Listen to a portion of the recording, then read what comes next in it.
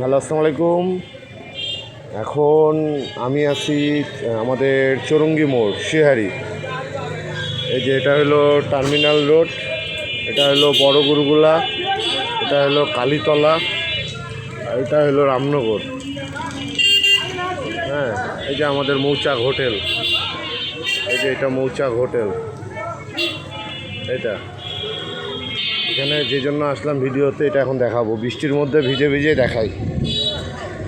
এটা হলো আপনার আমাদের চৌরঙ্গি মোড় থেকে যেটা আর কি কলেজ মোড় যে রাস্তাটা যায়, কলেজ মোড় যে রাস্তাটা যায়, দেখেন এখানকার কি অবস্থা। একটা শহরের, একটা দিনাজপুর জেলার পৌরসভার একটা শহরে মেন রোডের মধ্যে এইভাবে পানি জমে। এই যে দেখেন, বুঝছেন, মেন রোডের মধ্যে কীভাবে, এই যে গাড়ি দেখেন, গাড়ি ডুবে গেছে, দেখছেন।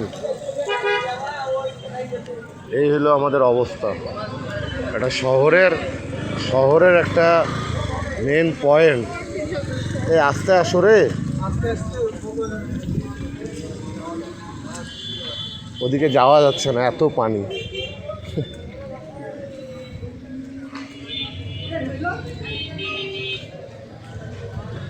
একটু সাইড দিয়ে চেষ্টা করি ভিডিওটা নেওয়ার।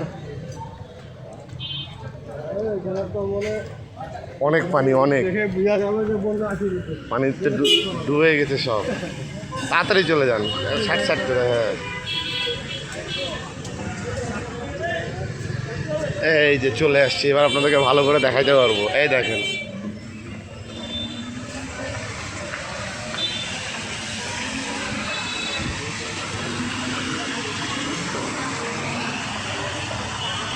দেখছেন ওই যে পিটিআই থেকে যে রাস্তাটা বাইর হয়েছে, এদিক দিয়ে বাইর হচ্ছে। এই দেখেন, দেখছেন মোটর সাইকেল, কি একটা অবস্থা আমাদের দিনাজপুরের। কি মামা, সামনে বন্যা। এই যে মর্নিং সানের মামা, দেখছেন কি অবস্থা। এটা মানে নেওয়া যায় যে একটা জেলা শহরের পৌরসভার সদর পৌরসভার একটা এই অবস্থা। একটু বৃষ্টি হলেই, আধা ঘন্টা বৃষ্টি হলে এরকম পানি জমে যায়।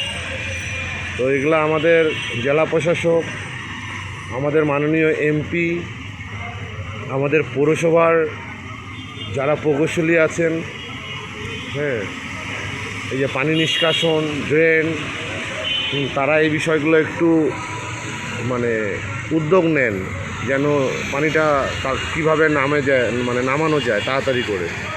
এই জলাবদ্ধতা তো, এটা তো উন্নয়ন না, এটা হলো যে আমরা যে আগাইতে পারিনি, আমরা যে পিছায় আছি, এটা তার প্রমাণ। এটা শহর, ঠিক আছে। আচ্ছা, যারা এই ভিডিওটা দেখবেন, যারা এইটা সম্পর্কে অবগত, তারা কমেন্ট করবেন। আপনাদের কাছে আমি সাপোর্ট আশা করি, ভালো বিষয়গুলো আমি আপনাদের সামনে তুলে ধরব। ঠিক আছে, সবাই ভালো থাকবেন। আসসালামু আলাইকুম।